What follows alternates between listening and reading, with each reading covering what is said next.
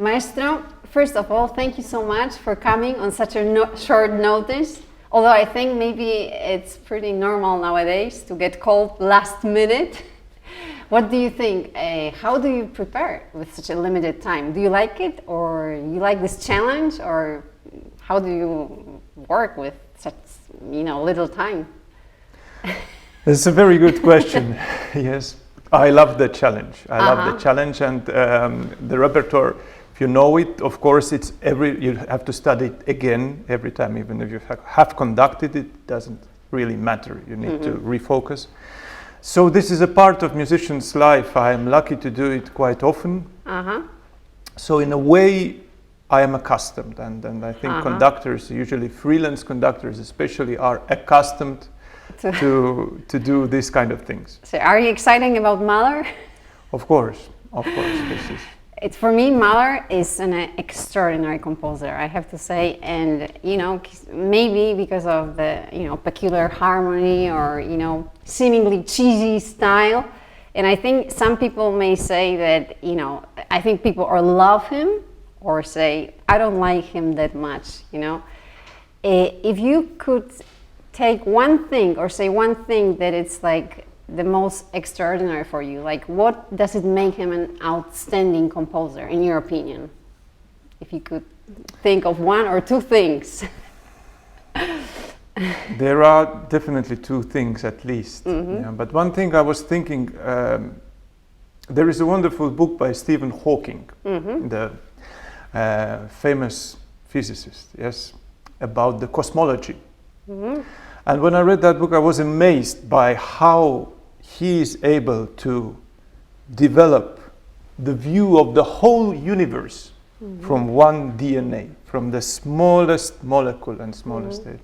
And this is the same capacity which Mahler has, and which is just incredible. If we think of this finale, which is about 800 bars, everything, or the whole symphony, actually built out of one molecule, one element, with an incredible fantasy, incredible creativity, incredible expansion, like our universe. Yes, the distances, the distances between the stars, these dimensions, they are all in Mahler's music. The length. This is the feeling I had now when I re-looked at that score, preparing myself for this week. That it has, in a way, it's a model of universe. There is everything, exactly. There is everything in it, on a scientific level, on a human level, on esoteric, whichever level you choose. There is everything in it in Mahler. And of course, the second thing which makes him really probably more extraordinary than other great composers is that his feeling of prophecy, that he felt very early in the 20th century what will await us later. Future. He felt that, and at least here it is so strong. It's unbelievable. Yes, the catastrophe, you sense it in every moment. The life, the complexity of life, it's beautiful, but it's tragic.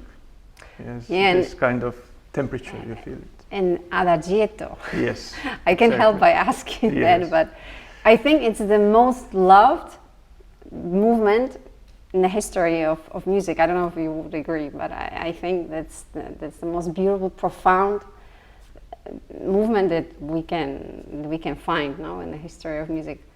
What is it? What is it that has this special something that we're addicted to it? You listen to it and you can sense something deeper, no? Something more. What do you think? What it is that it makes it so special? I seriously think that this is the cosmology. Because like you look at a sky with stars and you see them here, but their dimensions are like light years, yes, and this and then it dissolves into just observing, at the same time being very personal poem, yes, love poem to Alma, as we know. So it's a very special state of mind and That we maybe can relate to. That we can relate to. I think when we hear, at least I experience it very strongly, this just observation of this endless beauty, endless beauty. See, I think that's the word, Yeah. the beauty. Maestro, we are very lucky to have very well educated audience. They are very enthusiastic, passionate, very curious, and I know they would love to ask you a question about being a conductor. This profession is like you need to wear many hats. You know, you have to be at the time a chief, boss, a little bit of mentor, coach. What is it that you like the most about being the conductor? Bringing people together. This is definitely the part which I love most. And what is like the most challenging part of that? Or? Bringing people together. That's the same. So, conductor is embodiment of music. And in the same way, the whole orchestra is embodiment of music. Exactly. But to do it is not that easy as it sounds. Yes, to bring it all together, because we have technical aspects of playing, especially now we have distancing in orchestras, yes, with a physical distance, Very difficult. because of the sound speed, which is limited. Yes, we It's may delayed. think that It's exactly delayed, the sound is fast, but no, sound is not Exactly. that fast as we think. But I admire your musicians, how well they cope with that, how well they adapt, and how well we work. It sounds very natural, as it wouldn't be there. So it's really against laws of physics. But bringing them together and bringing the audience Finding together, a way, yes, exactly. this is what I love most and what's most difficult. Yeah, I think it's a challenge for us also to to play in those circumstances. But maybe that's why we are more concentrated and we are more focused on on playing together, which is also nice, I think. And the last question is, if maybe there are some people in the audience that had never listened to Mahler before, and it's the first time that they're going to be listening to Mahler. Any piece of advice for them how they should listen to it? What is it that they should look for in the music, or how would you help them to understand this music better and enjoy it better?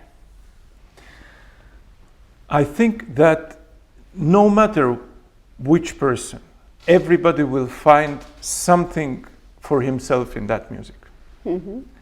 Because it's just those feelings, we all experience them. The feeling of love, the feeling of tragedy, pain, but also joy, endless joy, heart without weight, just easy going. There are a lot of course, in YouTube by wonderful conductors, a lot of guides who explain what one element means and how it's. There are many ways to think of that. But even I don't know if that's the ultimately necessary. Let's say, I think that it's a wonderful feeling to get lost in this music and just take it as it comes.